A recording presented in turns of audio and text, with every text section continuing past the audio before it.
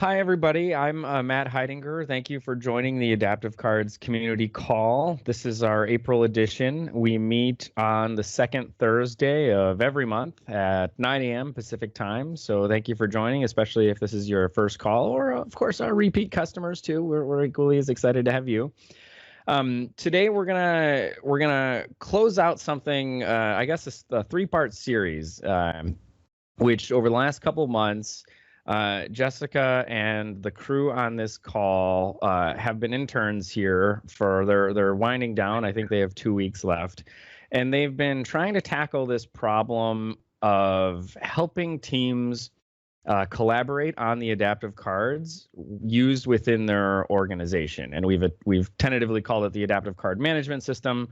And through the last 3 months, if you've been following along, they've progressively showed more and more scenarios and working more end-to-end. So we're excited to show this closeout session of this topic where hopefully we'll see the progress they've made. They'll do that demo, and then we'll take it to Q&A. Jessica, I guess I'll just say one other thing and then hand it off to you. For the folks that might be completely new to this is kind of a crude drawing I threw together months ago to try and explain the life cycle of an adaptive card. So if all of this is completely new to you, the way this usually works is an adaptive card is designed using some design tool. It basically creates this adaptive card JSON. The JSON describes the card. That gets delivered into an app like Teams or Outlook or your own app. And then once it lands on that app, it will also land on a specific platform and turn into native UI. So everything that this project focuses on is really this left half. It's really about helping you build these cards, design these cards, and then use them in your own experience, and where the rest of the life cycle remains unchanged. So hopefully that's enough of a background. Jess will give a quick lap around some of this stuff in more detail. But with that, I think I'll just hand it off to Jess and crew. Thank you. So for today, we've been kind of addressing the whole thing that we have been working on for almost 4 months so far. And then we kind of step back and then reiterate like what was our pain points and what was our goal and what we have achieved. And also at the end, we also have a demo using deploy to Azure button and using Power Automate. Awesome. Yeah. Cody, are you ready? Sure, yeah. Thanks everyone for joining us today. My name is Cody. I'm a dev on the Garage intern team. And like Jess said in this presentation, we're just going to go over what we've been working on. And before we get into that, I'll give you some background information on adaptive cards that is relevant to our demo. To start out, what is adaptive cards? At its core, it's just a way of expressing and displaying UI. And anyone can create an adaptive card. And they're highly portable, meaning they can be rendered on many different platforms. And also, they render natively on these platforms. And so they look and behave like they should on these different applications. And additionally, one thing that's important to know is that they let you separate the UI from the data. And this is done with the templating feature, which allows you to bind your data to your UI elements at runtime. So the next slide shows a couple examples of adaptive cards, specifically on the Cortana platform. And on the right, we want to highlight that chatbot-like experience, which started out at first with just text, but then once prompted to give the weather, it used an adaptive card to display the snippet of UI. And in both examples on the left and the right, Cortana uses adaptive cards to display information in an appealing, familiar, and approachable manner. This slide shows how adaptive cards are fully expressed by a JSON object, and any platform that supports adaptive cards understands how to read this JSON object to render it to UI. And the platform displays the adaptive card in a way that fits in with the rest of the platform. And this JSON object can be easily created with a drag and drop interface through the adaptive cards designer. This just gives a quick rundown on how the templating or the data binding feature works. So the template JSON is what we just showed on the last slide. It's made beforehand and contains information about the layout and the styling of the adaptive card. And then the actual words and the data itself that goes into the card can be provided afterwards in a data JSON, which is shown above. And it's important to note that the template JSON can also contain the data. This data binding feature is fully optional, but if you do choose to use it, if you provide both the data JSON and the template JSON, that's all you need to display the final adaptive card, which is shown on the right. Now that we've gone through that quick rundown of adaptive cards, we're going to discuss the goal of the product that we've been working on. So the overarching goal that our team and our parent team have is to create a new standard of UI exchange. And to work towards that goal, specifically during our internship, we decided to create a product that makes it easier to work with adaptive cards so that more people use it and use it frequently. And I'll hand it off to Jessica so that she can explain the pain points that we wanted to tackle to achieve this goal. Cool. Thanks, Cody. In order to increase the use of adaptive cards, we wanted to tackle the pain points of using adaptive card. When we were designing our MVP, we decided to reach out to different teams at Microsoft that use adaptive cards such as Cortana Skills or Bing API team. When we were talking to them, they explained their current workflow step by step. So there are two main parties involved when you're using adaptive cards, which are designer and developer. What's happening right now is the designer is using current adaptivecards.io website and VS Code to create, edit adaptive cards. Once they finish their design, they save the cards on OneDrive or their local device. Now, designer is ready to hand over the cards to the developer. However, there's no easy way to do this at the moment. Designer is uploading adaptive cards to OneDrive, posted the link to the file in the Microsoft Teams chat, and developers is copying and pasting adaptive cards into their code. Now you can imagine when the designer ever wants to update the adaptive cards, they must repeat all of this. So to summarize it, the pain points are, first, designer has no central place to create, edit, and share the adaptive cards they've created. And for developers, they are repetitively copying and pasting adaptive cards JSON into their code. All makes for an awkward and error-prone design developer handoff. In order to address these pain points, we are developing the adaptive cards management system, which is ACMS. There are two components in ACMS, which are admin portal and REST API. ACMS is an open source project, and we provide ACMS as an NPM package, which user can use it by self-hosting. Admin portal is a website where user can log in using their credential. And once they've logged in, they can manage their adaptive cards like browsing, editing, saving, sharing. And we expect that will eliminate the need to upload adaptive card JSON that were created elsewhere and share them via OneDrive links. Second component is API. It allows developers to dynamically fetch adaptive cards with a simple REST API call in their code. It saves them from copying and pasting JSON into their source code. This is our value hypothesis of why user would use our product. First, it will save your time and simplify your workflow. Second, it will facilitate collaboration. And lastly, it has easy installation and adaptable interface design. Before we move on to the demo, I wanted to point out the adaptable interface. User can customize language, database, authentication, deployment method, which allows ACMS to integrate seamlessly into users' current workflow. For our internship scope, we've been customized it as using JavaScript, Cosmos DB, GitHub Azure deployment, and Azure authentication. Now, Grace will walk through ACMS feature and demo the end-to-end workflow. What we are going to do today is we will deploy ACMS to Azure using Deploy to Azure button, and use ACMS to render an adaptive cards on Teams channel using Power Automate. Hey, I'm Grace. I'm another dev on this team. So I'm going to be demoing the Deploy to Azure button. So basically, when you set this up, it sets up our front-end admin portal and the backend REST API. Okay, so in this form, you just have to select which resource group and which subscription you want to run the web app under. And just to stop you real quick, so you just clicked on before you got here, there was a README that had the button that was the deploy to Azure, and you've clicked that, right? Oh, right. Yeah. Sorry. I forgot my screen wasn't sharing. But yeah, we have this deployed Azure button in our GitHub repo. So when you click this, you'll be taken to that form that you saw earlier.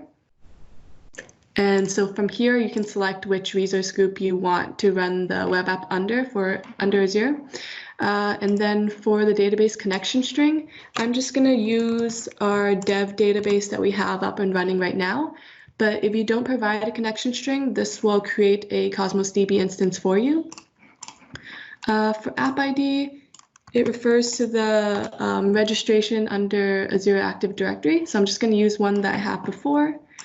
And then for the plan, I'm going to use our intern service plan. And we have the image hosted under Azure Container Registry. So here I'm just referencing which image I want to use. And here I can specify which name I want the URL of the site to be hosted on. So I'm just going to put it to ACMS community call. And then I click next and I click deploy. Then it'll take a couple minutes to set everything up. So for those couple minutes, I'll hand it back to Jess. Cool. And so to be clear, if people aren't super familiar with that that button, that form that was presented, that's custom to this particular project. So the fact that it currently relies on a Cosmos DB connection string, and then the app ID was for the authentication provider, those would be things that someone deploying it would provide their own, and you said you would kind of do the right thing, and then that basically stands up the Azure instance pre-configured. Is that a fair summary? Yep. Mm-hmm. Cool. Hey, Matt, there was one more question Paul asked regarding that. Why do you require an AAD app reg, or is it just for login? Yep, that one is just for login.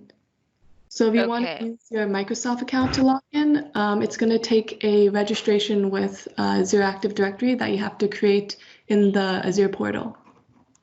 Okay, great. And one more on the permissions. What permissions does the app need to have? For permissions, the only requirements for the app right now are just to have to know which URL you want to host the site on, and then register that with Azure Active Directory, which is the app registration part. And then other than that, it'll create all the other resources that you need through the Deploy to Azure button. Okay, perfect. Thank you.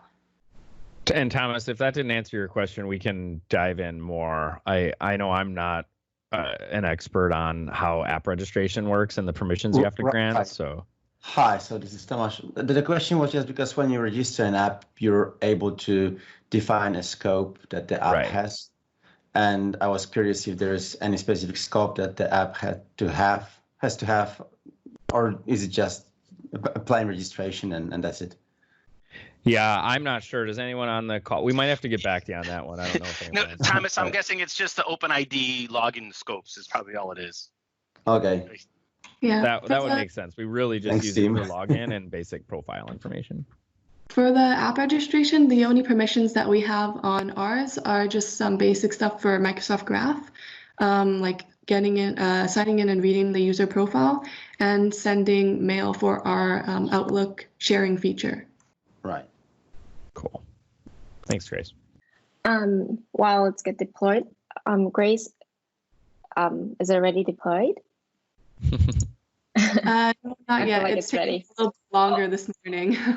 Oh, okay. Azure's working pretty hard right now, so we'll be sure to take this down right after the demo.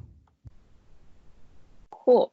So this is what we're going to do today. Like once the website is up, we're going to use ACMS to render and adapt the cards on Teams channel, supported by Power Automate.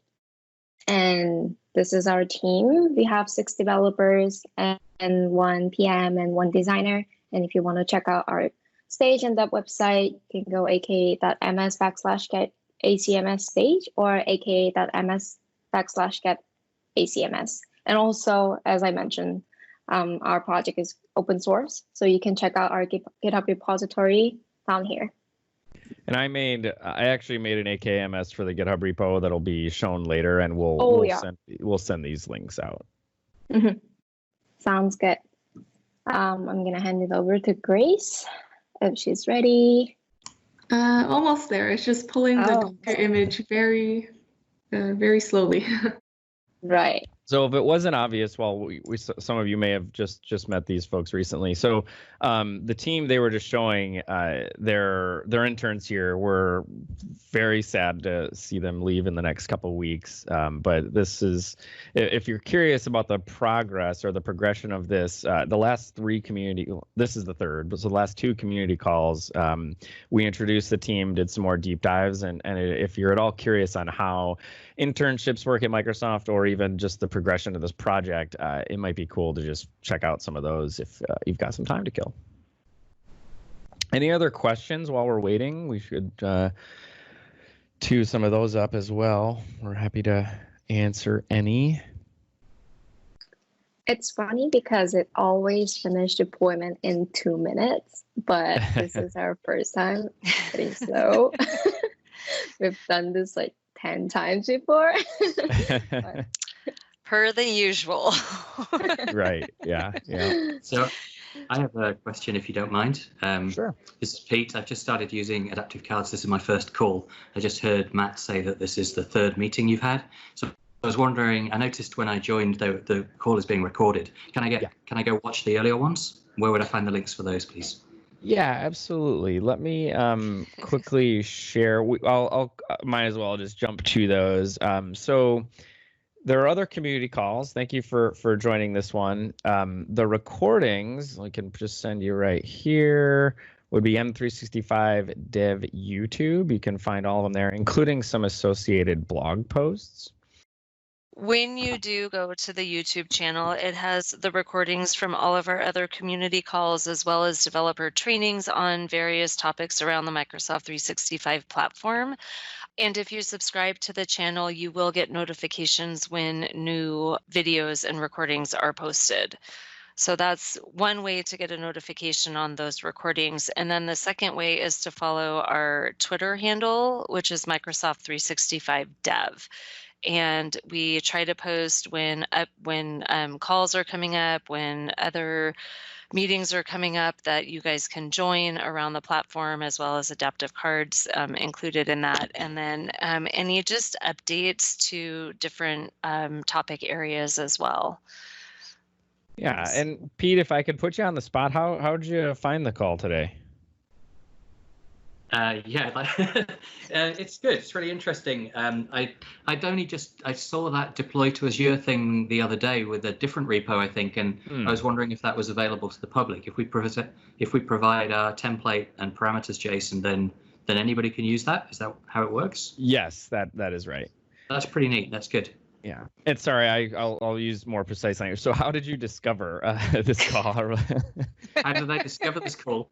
Yeah, I'm working with a client to develop an app in Teams, and I've just been doing a ton of research and stumbled upon Adaptive Cards. I can't quite tell you how I landed there, but it would have been either probably via virtual assistant stuff on the Microsoft site. Okay, great. Thank you. Yeah, so it finally finished loading. I'm just going to share my screen real quick. And Daniel, I see your question. We'll be sure to come back to it. Okay, so now I'm in the login page. Cool. Sign in. And so this is where the AAD, the app registration, comes in. Yep. All right. Mm-hmm. Yeah. Oh, so when we sign in, you can see like a preview of the recently edited cards and some of the information about some of the recently viewed cards. So what we can do is we can go through the workflow of creating a new template. Click New Template. You could open up Matt's sample.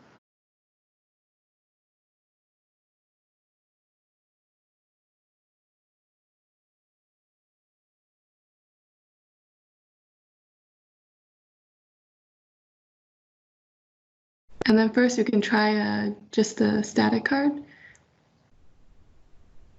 And then here,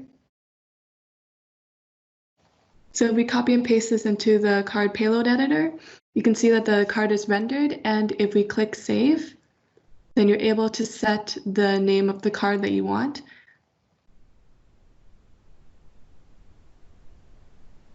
And then here, after you finish, we're taken to a template information page where you can see the card that is rendered. You can see the name that we just set. If we click through the different host configurations, we can see what it might look like in different apps. On the right-hand side, we have some metadata about this particular template or card. Since we just created this new card, it's version 1.0 as draft. But say if we want developers to be able to grab this card by hitting our backend endpoint, we can go ahead and publish this card. So once the card is published, this version will be 1.0 in the live state. But say if we want to edit this card and we want to go try out some new changes with this card and create a new version. So say if we don't have stake anymore, we can remove that. And then if we go ahead and click save again and finish. Sad world. We'll have a new version that reflects our lack of stake that is in draft. And if we click through that, if we go back to version 1.0, we can still see that this version is still live. So any developers that are hitting that endpoint are still grabbing this card by default. But if we want to update the default version with our newest card that doesn't have stake, we can go in the version place and we click manage. And then we can select 1.0 and unpublish that. So this turns that original version 1.0 into a deprecated card. So while it's deprecated, developers are still able to use that card if they specify version 1.0. But now if we go ahead and publish version 1.1, this version is now the default that is pulled when you request this specific card. So on this page, we also have some data like the owner of this card, which is Jessica, since she's the one who created it. We have the usage numbers, so you can keep track of how many times this card is actually being used by developers. We can create a new tag that will make it easier for us to filter through and find this card. And then we can delete versions, we can share with other people. So say if our version is currently a draft and we want other people to be able to provide feedback on the design, if you click the share button, there will be a share with link that you could copy to other people, or you could send them an email in Outlook.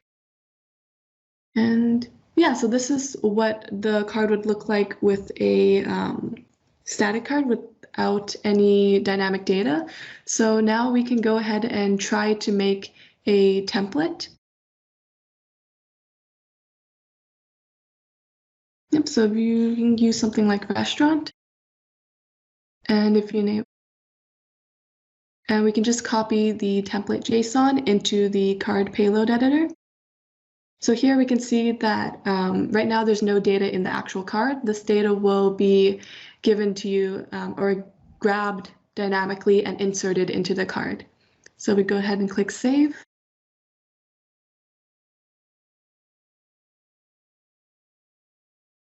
And click finish. We can see that this template still doesn't have any data in it. But we also have a flow that we can use to demonstrate how developers would actually use this template and insert their own data in.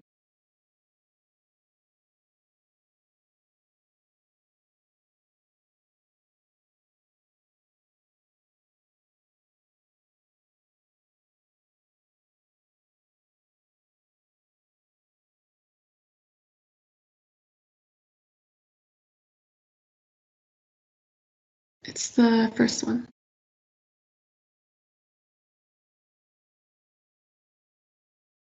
So this is a very simple flow that I created. If you click the edit button, All this flow is doing is it's taking an input of the data that you want to dynamically insert into the template, the template ID, and the version of the template that you want to use. And then this data is sent to our private connector, which connects to the backend of the website that you just spun up. And then we just parse through that response, and then we post it as an adaptive card to a Teams channel. So we can go ahead and try this out on the restaurant template that we just made. You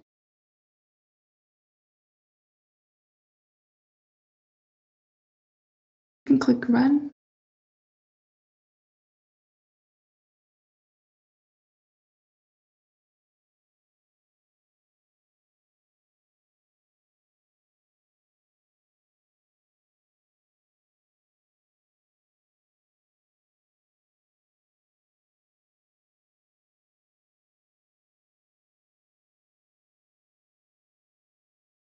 So you're grabbing the template ID, the JSON, and so you just grab some sample data from the website, but that would be provided wherever you want to get your data, maybe an earlier step in the flow. Yeah, so if you don't want to manually put in the data JSON, you can add another step in the flow to grab it from some other endpoint. Or if you're using an app, you would use the same endpoint to provide in your own data and then reference a template that you want to use. Cool.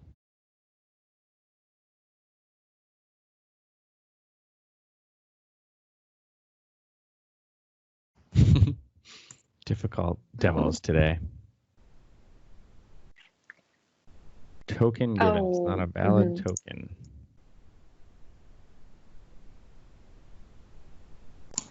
Okay, wait 1 second. Let me just refresh the token.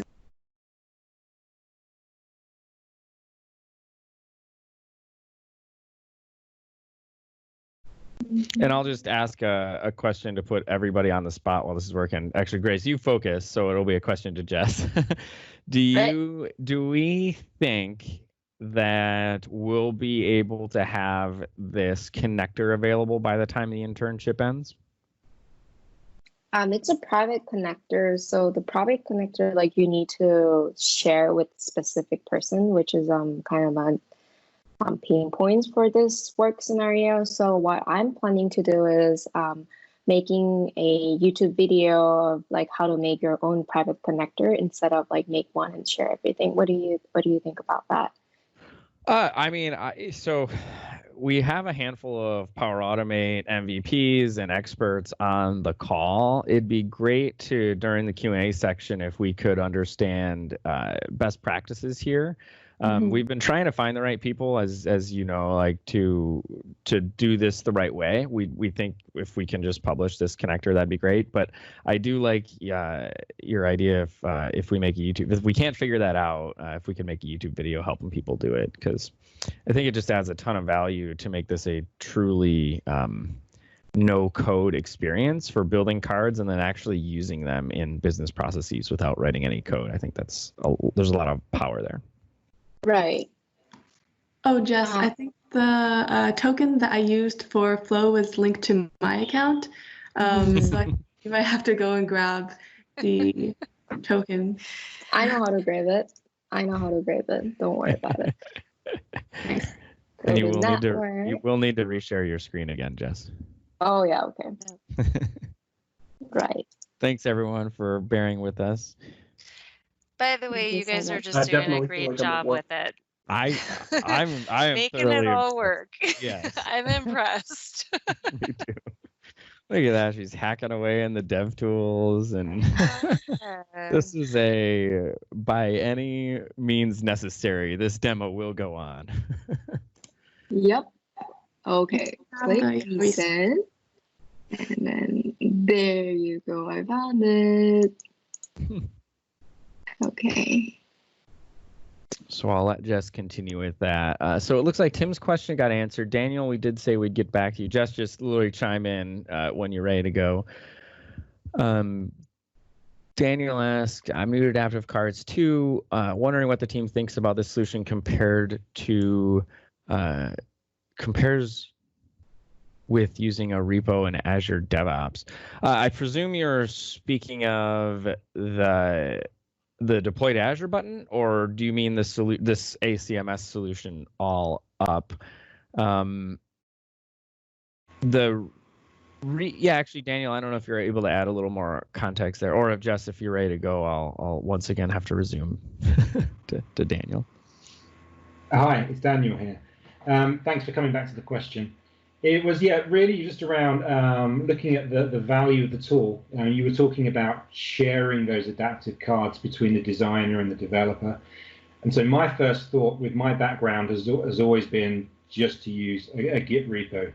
So yeah. I think the demo has progressed, and so I can see a little bit more about maybe some of the answer, but I wondered what the team were thinking about the pros and cons of each solution. Yeah, absolutely. Let's come right back to that, because I'm going to cross my fingers right now, and this says it's running, and I'm hoping we get a Teams notification. But absolutely, that's a great question, Daniel, and we should spend some time on that in the Q&A. Yes, it worked. Right, perfect. Let's go to the Teams channel. I've always loved that your Teams channel is called Not Adaptive Cards.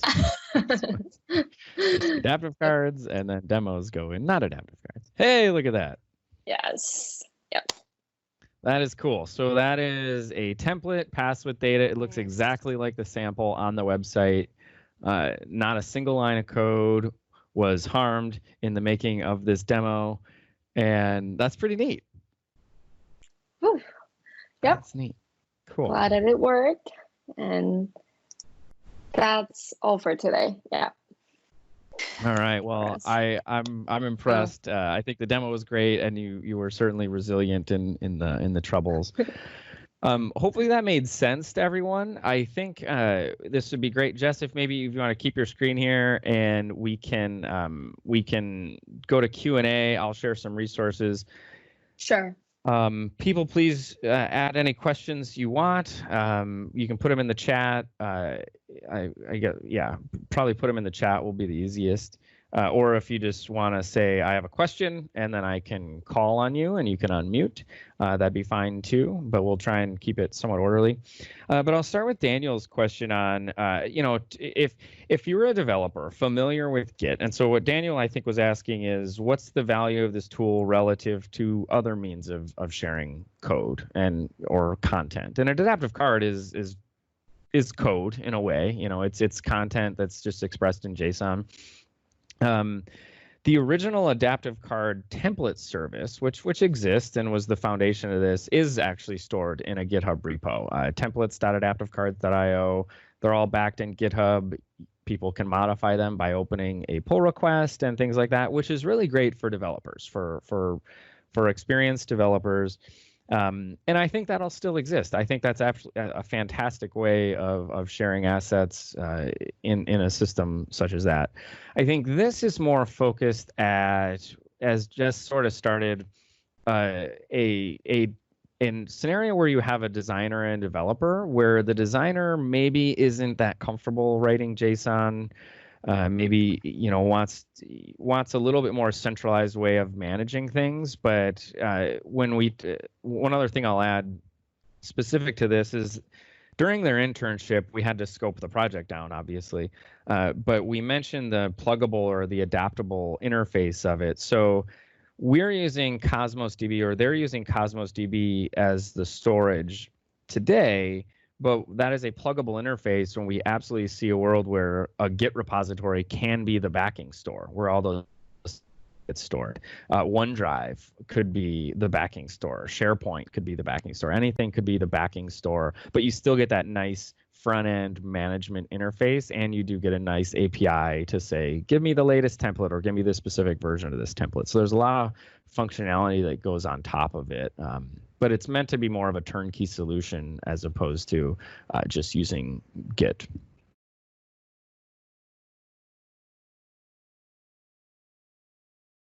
I'll go through a couple questions. Daniel, if that didn't answer your question, okay, so, yeah, perfect. Thank you. So cool. Let's go through a couple others. Tim, it looks like your question was answered, but I'll just say it for the call in here since sometimes chat gets lost. Any plans to add saving example data for the template? Yes, and that actually works. So if you were to fill in the sample data in the template, you do get a nice design time experience where you don't see those curly tokens. And if Jess, you want to demo that while I take the next question, that's a great question. Sure, we can demo it. And then Chad asked AD auth API call, HTTP call to the API endpoint to pull the template from the service. Right now, I think the question is, I'll show what Jess is doing. So when you're editing a card, you can provide sample data, as she did here. And then now the card has a nice preview experience where you can toggle between preview mode and not. So you just get a nicer design time experience with sample data. So the key thing that you're seeing here is this is just a design time experience as she's toggling between preview mode. You can see the templating expressions, the dynamically replaceable stuff, but you get a somewhat better experience at design time. And so even when you click save and finish, you'll still get a nice preview of the card with some sample data. I thought that was a really nice touch. Thanks for the question, Tim. So Chad, about the API endpoint, I'll actually hand this one off to either Grace or, as I understand it today, you are currently sharing the URL. Or is the private connector adding the proper AAD auth headers right now? Yeah, in Flow, I set it to just use an API key for authentication. So for the token, you have to do what Jess was doing before, just insert in and add a new token, and then it'll be authenticated or it'll pass in that as an authorization header to our service, and then you can grab whatever templates are associated with your account. Your account as the account logged into Flow? Yeah, as the account logged in, your Microsoft account. Okay. So what we're seeing on the screen, or can one of you explain what we're seeing on the screen right now? So this is the connection, the API key connection. Oh, so okay. Just before was that she copied in the bearer token that we got from our website, and then pasted that in, and then it uses that connection to it passes that API key as an authorization header in the request. But if you wanted to have it grab it dynamically, then you could use the Microsoft auth endpoint. But with that, you would have to create your own secret. That way it would know who was the logged in user, and then it would grab the token dynamically, and you wouldn't need to copy and paste it in. Okay.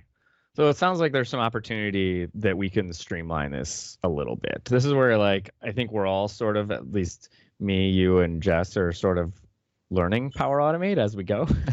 But this is where it'd be great to get some help from folks on what do you expect here? I mean, you're clearly logged into Flow. If you're using the same AD backend that you're using in ACMS and Flow, it does seem like there's opportunity to have that kind of magical experience or a single sign-on type thing happen. But it sounds like we're not quite there yet. Is that right? Yeah, for sure. I think I would have to do some more research to see if the Azure Active Directory has integration with Flow. That way, Flow would be able to grab that token or be listed as a permission that the app can use. So that way, Flow knows that it has permission to grab that token for you. Sure. Mm-hmm. Cool. Chad, hopefully that answered your question. So that is sort of how the auth headers get added right now. But yes, the API is backed by authorization headers. Thomas asks, can we share the Swagger file that the custom connector is built? Jess, is that checked into source control anywhere, or is that possible that we could share that? Or Grace, or whoever might know that. Did we use a Swagger file to write the custom connector? I can add that to the code base. Okay. Yeah, that'd be great. So Thomas, will ping us if we lose sight of that. But in the resources, I'll show a link to where the repo is. I think it's ak.ms/ACMS repo, and then we'll put the Swagger file in there. Trisha asked, will the tool work for cards sent in Outlook using Flow?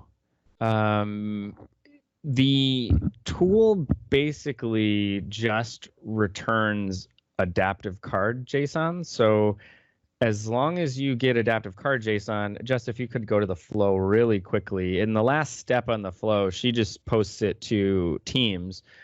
If you have a valid adaptive card, you could do whatever you want here. So I think, though, that in Outlook, someone could correct me if I'm wrong, I think there's only approvals that you can do through Outlook actionable messages today. I don't recall if you can do a generic adaptive card template.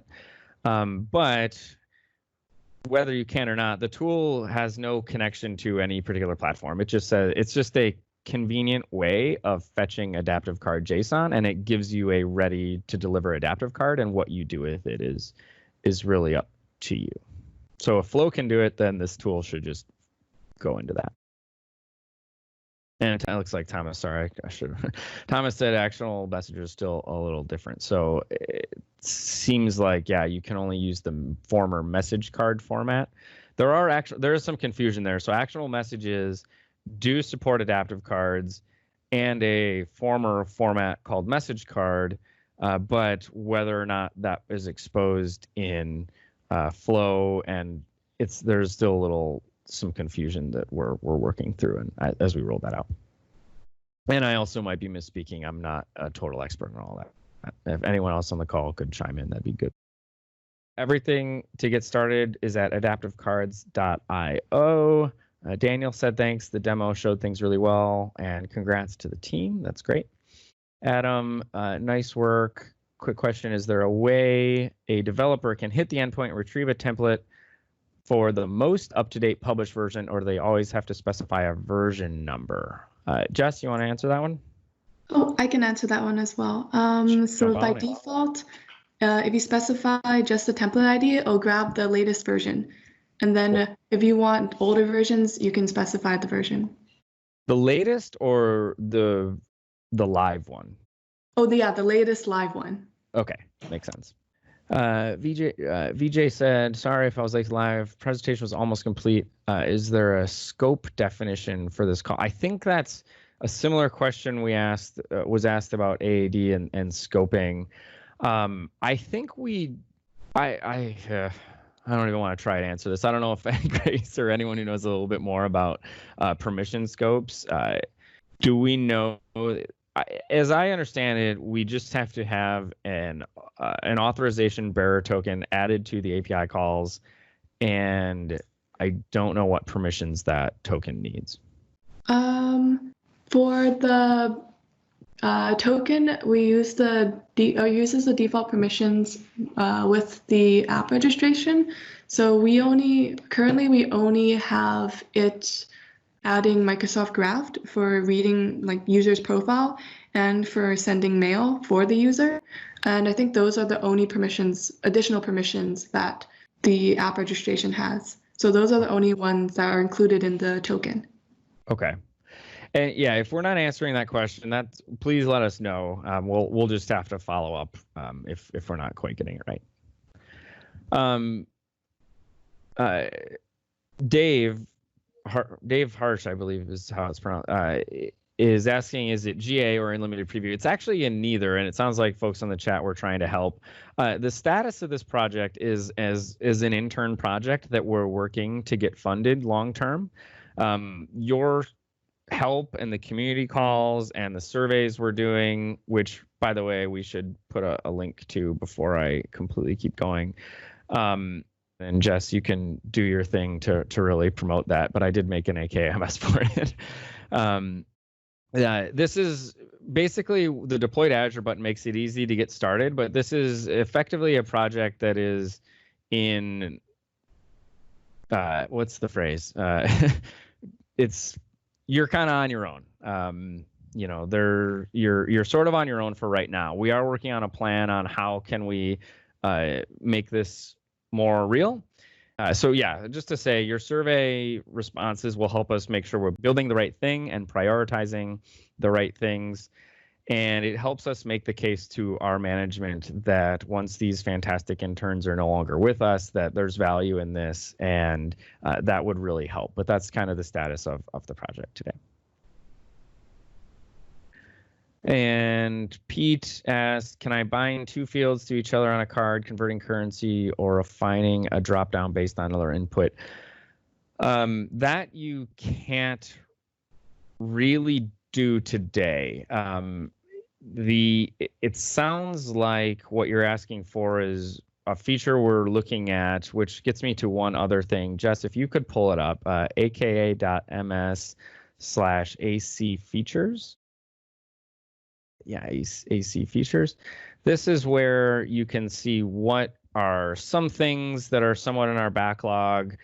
And under consideration, we have an under consideration section and roadmap, and you can see card author services right here. One of the features we're exploring, I think if you scroll down on that page, maybe it's, yeah, scroll all the way down.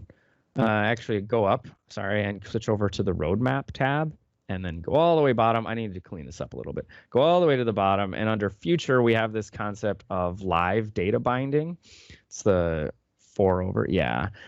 And I think that's what you're asking. So it mentions exactly that, like the concept of cascading dropdowns. So these binding expressions that you're writing can access more relevant data to client side. Right now, you do have to re-render the card with updated JSON. It's templating as it is today is a one-way, almost like a pre-processor. So that type of thing is not possible yet. But this is your opportunity to let us know what you need. The feature that Jess is showing right there, if you click on how important this to you, and there's nice to have, important, or critical, and you just provide us an email address and a little bit about your scenario, this helps us prioritize what we're building, and it also gives us an opportunity to reach out to you as we start investing in a feature to make sure we're building it the right way and that your requirements are gathered. So this, again, I'll send a link, aka.ms/AC features. Take a look at what we're looking at, and then please do give us feedback on some of these things. The next question was, you can use the send message to put, I think it was someone helping with the Outlook actual messages. So apparently there is a send message for Outlook in adaptive cards. And it looks like Trisha was saying, yeah, I was trying that, but maybe had some problem. Update, save a template for. Yeah, it might work, Trisha. I'll be honest. And it's one of those things too. If you want to reach out to us, we're definitely learning as we go on what scenarios work. But the gist is the same kind of what I said. You'll get an adaptive card out, and whatever you can do with it from there is what you can do in Flow. Okay, burned through all the questions. If there are any others, please do keep them going. But what I'm going to do is grab the screen from Jess and summarize some of the things that recently said. So this is what I was getting at. We'd help us build what you need. It just takes 1 minute, just requires an email address. You don't have to create an account. Just go to ak.ms/AC features. And that's the best way to go. And then the repo, I'll say, so if you are interested in the ACMS stuff, so those are the resources. Sorry, we'll have to type them because it's a screenshot. So that was all I had. The calls are recorded. So thanks everyone. We're kind of at time. Jess, Grace, Cody, everyone, thank you so much for this. I'll send this link.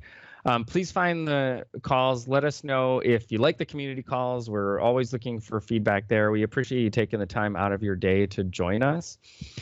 And with that, I think I'll just say thank you so much for joining. Everyone stay safe, and we'll see you next month on May 14th at 9 a.m. Pacific time. Thank you, Matt. Thanks, everybody. Yeah, thanks, guys. Thank you. Thank you very much. Thank Have a good you. day. Sure. Bye-bye. Thanks, Matt. Bye. Thank you. Nice one, Thank you. guys. Bye. Thank you.